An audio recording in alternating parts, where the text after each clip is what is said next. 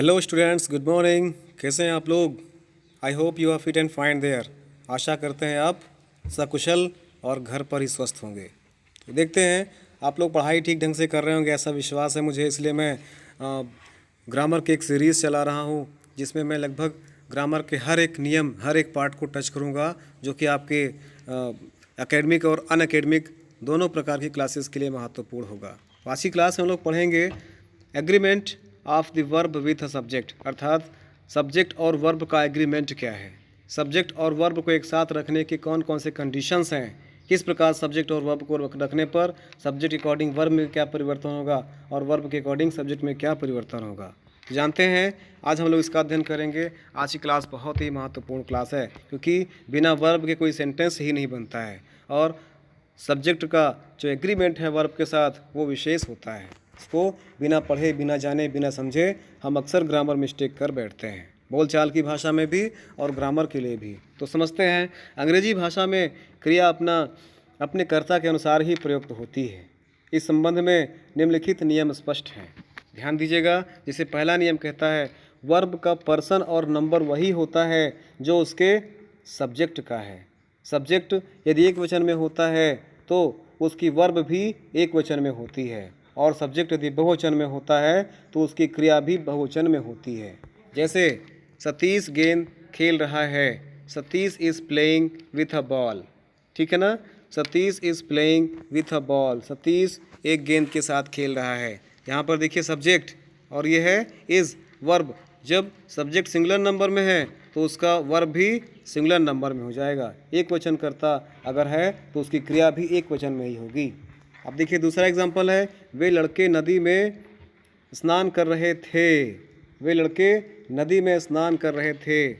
Those boys, वे लड़के क्या होगा, दोज बॉयज़ स्नान कर रहे थे। ये बहुवचन करता है ना, बहुत से लड़के थे, तो थाथी थे के लिए हम लोग वर का प्रयोग करते हैं, WERE वर या वेयर। तो those boys were bathing in the river, वे लड़के नदी में स्नान कर रहे थे।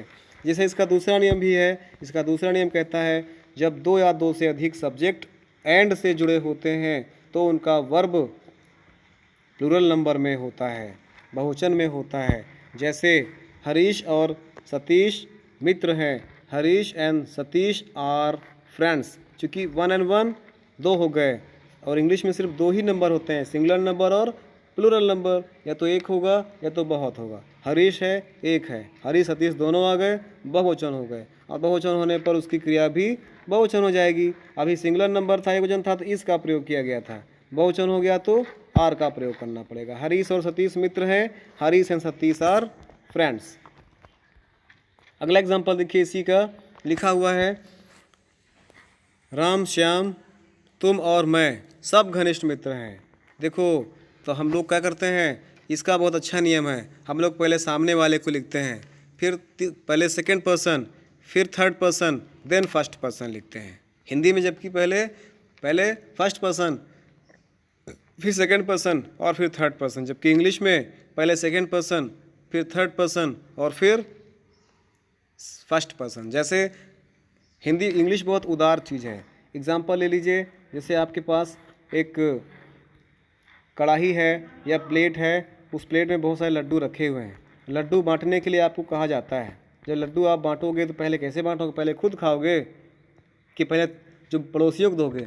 नहीं, पहले हम उसको देंगे जो हमारे सामने खड़े होते हैं। तो हमने दिया, अर्थात यू पहले आएगा इंग्लिश में। इसके बाद हम क्या करेंगे, खुद खा लेंगे? नहीं, पहले हम अपने सामने वालों को देंगे, अर्थात सेकंड पर्सन को देंगे, फिर अन्य लोगों को देंगे जो हमारे पास पड़ोस परिवार के लोग जो हमारे सामने नहीं हैं, उनको बांटने के बाद तब हम खाते हैं।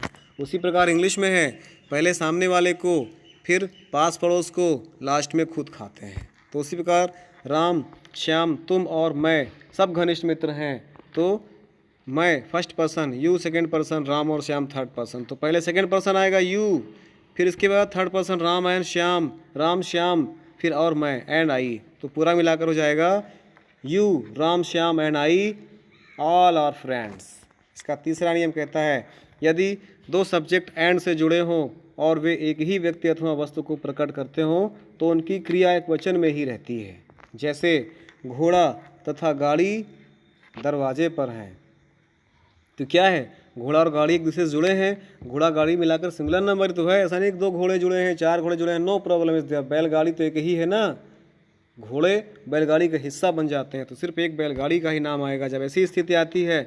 घोड़ा तथा गाड़ी दरवाजे पर हैं, the horse and carriage is eight the door. ठीक है ना। दूसरा एग्जाम्पल है, समय तथा ज्वार किसी की प्रतीक्षा नहीं करते, time and tide waits for none. Time and tide एक ही चीज़ तो है, दोनों आपस में जुड़े होते हैं, समय और ज्वार। समय मीन्स समय, ज्वार मीन्स जो ज्वार भाटा आता है ना समुद्र का, उससे। तो time and tide waits for none, समय और ज्वार किसी की प्रतीक्षा नहीं करते हैं। इसका रूल 4 कहता है, चौथा नियम कहता है, यदि 2 या 2 से अधिक सब्जेक्ट एक वचन के हो और आइदर आर या नाइदर नॉर से जुड़े हो तो उनकी क्रिया एक वचन में ही होती है। जैसे या तो सरोज ने या सुषमा ने मेरा बटुआ चुराया है, मेरा पर्स चुरा लिया है। जब इसको चेंज करेंगे हम लोग तो हो जाएगा आइदर सरोज और Sushma has taken my purse. यहाँ पर देखिए हमने हैज़ का प्रयोग किया, हालांकि हैव का प्रयोग होना चाहिए। क्यों नहीं हुआ? क्योंकि यहाँ पर आइदर आर या नाइदर नॉर का प्रयोग हुआ है। जब आइदर आर या नाइदर नॉर का प्रयोग हुआ होना है या हुआ होगा तो वहाँ पर हम लोग सिंगुलर नंबर वर्ब रखते हैं, क्योंकि इन सबको सिंगुलर नंबर सब्जेक्ट माना गया है। जैसे एक और एग्जांपल देख लीजिएगा, ना तो वह और ना उसका मित्र उपस्थित था, neither he nor his friend was present. यहाँ पर भी देखिए सिंगुलर नंबर वाज का प्रयोग किया गया है। चलिए इसका 5वां नियम देखते हैं। 5वां रूल कहता है, यदि आइदर आर और नाइदर नॉर से जुड़े हुए सब्जेक्ट भिन्न भिन्न नंबर के होते हैं तो क्रिया बाद में आने वाले कर्ता के अनुसार ही प्रयोग की जाती है। जैसे या तो राजकुमार ने या उसकी बहनों ने यह शीशा तोड़ा है। राजकुमार तो एक वचन हो गया, उसकी बहनें बहुवचन में हो गई, तो जो लास्ट में आएगा उसी के अकॉर्डिंग हमको वर्ब लिखना होता है। तो लास्ट में बहनें आ रही हैं तो बहनें बहुवचन में, इसलिए हमको बहुवचन का ही यूज़ करना है। चलिए आगे बढ़ते हैं। जैसे इसका भी एग्जांपल देख लीजिए, ना तो राजकुमार ने ना उसकी बहनों ने से तोड़ा था। आइदर राजकुमार और he sisters have broken this mirror. Have लगा देंगे ना, क्योंकि हमने कहा भी कि जब लास्ट वाला जब एक सिंगुलर नंबर एक प्लूरल नंबर हो तो जो बाद वाला होगा उसी अकॉर्डिंग हमको वर्ब यूज़ करना होता है। दूसरा एग्जांपल, ना तो वह वहाँ उपस्थित था ना उसके मित्र बहुत सारे थे, तो neither he nor his friends were present there. ठीक है, इस प्रकार से हमको चेंज करना होता है। इसका 6 रूल कहता है, चौथा नंबर का रूल कहता है कि ईच, एवरी, आइदर, नाइदर तथा मेनी के साथ क्रिया एक वचन की आती है। एक वचन का ही रूप हम लोग इसमें प्रयोग करते हैं। जैसे इन लड़कों में से प्रत्येक गाना गाता है, इन लड़कों में से प्रत्येक गाना गाता है। Each of these boys sings songs. ठीक है ना, each of these boys sings song, verb की फर्स्ट फॉर्म। इसी प्रकार से अनेक पुरुष प्रतिवर्ष इलाहाबाद जाते हैं। Many a man, singular number, many a man goes to Allahabad every year. इसका रूल 7 कहता है, जब 2 subjects not only but also से जुड़े होते हैं तो उनकी क्रिया के बाद आने वाले नाउन्स या प्रोनाउंस के अनुसार होते हैं। ठीक है ना, जब 2 subject not only but also से जुड़े होते हैं तो उनकी क्रिया बाद वाले नाउन या प्रोनाउन के अनुसार ही प्रयुक्त होती है। जैसे सिर्फ लड़के ही नहीं उनका पिता भी हंस रहा था। Not only the sons but also their father was laughing. बाद में आने वाले प्रोनाउन उनका पिता भी हंस रहा था, पिता तो एक ही था उनका, तो देयर फादर वाज लाफिंग। इस प्रकार से बनाएंगे। चलिए समझते हैं। 8वां नियम कहता है, जब और या नॉर से जुड़े सब्जेक्ट भिन्न भिन्न पर्सन्स के होते हैं तो क्रिया उस सब्जेक्ट के अनुसार होती है जो उसके निकटतम होता है। जैसे या तो वह अपराधी है या मैं। अब देखो लास्ट में मैं, जो लास्ट में आएगा उसी के अनुसार हमको वर्ब लिखना है। आइदर ही और आई एम गिल्टी, आई के साथ एम लगाएंगे ना, क्योंकि प्रोनाउन बाद में आया हुआ है जो उसी के अनुसार लगाते हैं प्रोनाउन। आइदर ही और आई आर गिल्टी। उसी प्रकार नेक्स्ट है, ना तो तुमने यहाँ काम किया और ना उसने।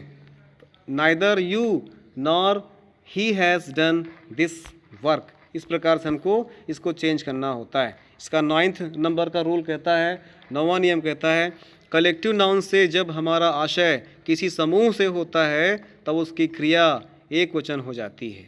जैसे यह कक्षा बहुत अच्छी है। This class is very good. यहाँ पर देखिए कलेक्टिव नाउन्स हैं, एक समूह की बात हो रही है, लेकिन उसकी जो क्रिया है वो हमको हमेशा वर्ब की फर्स्ट फॉर्म, वर्ब अर्थात क्रिया को एक वचन में रखना होता है। क्योंकि कक्षा तो एक ही है, भले बच्चे बहुत ढेर सारे हैं तो क्या हुआ, क्लास तो एक ही है ना, ग्रुप तो एक ही है ना, इसलिए यहाँ पर भी जब एक ही सिंगुलर नंबर दिस क्लास, इसे होता था दिस क्लास, दोज क्लास होता बहुवचन बनाने के लिए, तो दिस क्लास में सिंगुलर नंबर की बात हुई, तो इसके साथ भी वर्ब को भी सिंगुलर नंबर रखना है। यह कक्षा बहुत अच्छी है। This class is very good. सेना चल रही थी, सेना चल दी है। द आर्मी हैज़ मार्च्ड, सेना चल दी है। सेना तो ग्रुप है, एक नहीं है, ग्रुप ऑफ है, कलेक्टिव नाउंस है, लेकिन कलेक्शन तो एक ही है ना, समूह तो एक ही है, इसको सिंगुलर नंबर में रखा जाएगा। जब सिंगुलर नंबर में होगा सब्जेक्ट तो सिंगुलर नंबर में होगी वर्ब। उसी प्रकार से रूल नंबर 10 कहता है कलेक्टिव नाउन से जब हमारा आशय समूह के व्यक्तियों से होता है तब क्रिया बहुवचन में आती है। जैसे समझिएगा, जूरी के जजों में इस बात का मतभेद था। जूरी नाम है, जूरी के जजों में इस बात का मतभेद था। The juries were divided on this point. Rule number 11 कहता है यदि किसी पुस्तक का नाम बहुवचन में हो तो भी उसकी क्रिया एक वचन में आती है। ठीक है, यदि किसी पुस्तक का नाम बहुवचन में भी हो तब पर भी उसकी क्रिया एक वचन में आती है। जैसे अरेबियन नाइट्स, नाइट्स से लगता है बहुवचन की बात हो रही है, बट ये सिंगुलर नंबर में है। अरेबियन नाइट्स बहुत अच्छी पुस्तक है। Arabian Nights is a very good book. समझ रहे ना इसको, ये माइनर मिस्टेक्स अक्सर हम लोग कर बैठते हैं, तो इसलिए मैंने सोचा कि क्यों ना एक वीडियो बना करके आपको इसके विषय में बताया जाए। लेकिन गाइस, अगर आपको वीडियो पसंद आए तो अपने दोस्तों को भी शेयर करिए, जिससे कि उनको भी इस चीज़ का लाभ मिल सके। अगर अभी तक आप चैनल पर नए हैं, सब्सक्राइब नहीं किए हैं, तो प्लीज़ सब्सक्राइब द चैनल। इसी का 12 नंबर रूल कहता है जब बहुवचन संख्या से किसी एक बंधी निश्चित रकम या दूरी का बोध हो तो उसकी क्रिया भी एक वचन में होती है। जैसे 60 रुपये उसका वेतन है, उसका वेतन अर्थात उसको फिक्स मिल रहा है, बंधी हुई रकम है, तो 60 rupees is his pay, 60 rupees is his pay, 60 रुपये उसका वेतन है। जैसे दूसरा एग्जांपल है 10 मील एक लंबी दूरी है, 10 miles is a long distance. Example number 13 कहता है, रूल नंबर 13 कहता है कुछ नाउन्स बाहरी रूप से प्लूरल प्रतीत होते हैं, कुछ रूल्स बाहर रूप से प्लूरल प्रतीत होते हैं, परंतु अर्थ के विचार से वे एक वचन में होते हैं। ऐसे नाउन्स के साथ क्रिया एक वचन या सिंगुलर नंबर में होती है, ना कि बहुवचन में, प्लूरल नंबर में। एग्जाम्पल और समझते हैं, यह समाचार सत्य है। This news is true. News में एस लगा हुआ है, इससे मत घबराना कि बहुवचन में है। दिस न्यूज़ इज़ ट्रू, यह समाचार सत्य है। उसी प्रकार जैसे नागरिक शास्त्र कठिन विषय नहीं है। सिविक्स, यहाँ पर भी एस लगा हुआ है, डरना नहीं, सिंगुलर नंबर में है। Civics is not a difficult subject. नागरिक शास्त्र एक कठिन विषय नहीं है। Civics is not a difficult subject. उसी प्रकार से नेक्स्ट नंबर का रूल कहता है, रूल हमारा 14 कहता है जब दो या तीनों पर्सन्स के प्रोनाउन एक साथ होते हैं तो सबसे पहले सेकंड पर्सन का प्रोनाउन, तब थर्ड पर्सन का प्रोनाउन, इसके बाद अंत में फर्स्ट पर्सन का प्रोनाउन आता है तथा उसके साथ क्रिया बहुवचन में आती है। पिछले एग्जांपल्स में हमने इसका अध्ययन किया। जैसे तुम, वे और मैं प्रदर्शनी देखने जाते थे, तो पहले सेकंड पर्सन, फिर थर्ड पर्सन और फिर फर्स्ट पर्सन, अर्थात लड्डू पहले सामने वाले को देंगे, फिर अगल बगल वालों को देंगे, लास्ट में खुद खाएंगे। तो पहले यू, फिर दे, फिर आई, तो मिलाकर के हो जाएगा you they and I go to see the exhibition. प्रदर्शनी की इंग्लिश में क्या बोलते हैं? एग्जीबिशन। तुम, वे और मैं प्रदर्शनी देखने जाते हैं, you they and I go to see the exhibition. उसी प्रकार से 15 नंबर का नियम कहता है जब नाउन्स में प्रत्येक नाउन के पहले द लगा होता है तो क्रिया बहुवचन में आती है। जैसे घोड़ा तथा गाड़ी दरवाजे पर हैं, the horse and the carriage are at the door. ठीक है ना, the horse and the carriage are at the door. उसी प्रकार से नियम नंबर 16 कहता है यदि दो सब्जेक्ट्स एज वेल एज द्वारा जुड़े हों तब वर्ब प्रथम सब्जेक्ट के अनुसार आती है। जैसे वे भी यहाँ उपस्थित हैं और मैं भी, they as well as I are present here. पहले वाले सब्जेक्ट दे है ना, तो दे के अनुसार ही हमको वर्ब यूज़ करना है। तो वे भी यहाँ उपस्थित हैं और मैं भी, they as well as I are present there. तो इस प्रकार से हमने 16 रूल जाना। इन 16 रूल्स के माध्यम से हमने agreement of verb with it subject अर्थात सब्जेक्ट वर्ब एग्रीमेंट सीखा। तो सब्जेक्ट वर्ब एग्रीमेंट हर क्लास के लिए महत्वपूर्ण है, चाहे वो एकेडमिक हो चाहे अन अकेडमिक हो, किसी भी क्लास के लिए, चाहे 6, 7, 8 का हो, चाहे 12 या फिर 10+2, अगर वो कंपटीशन की तैयारी भी कर रहे हैं तब पर भी सब्जेक्ट वर्ब एग्रीमेंट जानना बहुत ही ज़रूरी है। बिना इसके सेंटेंस बनाने की कल्पना नहीं की जा सकती है। तो so guys, thanks for watching the video. जय हिंद।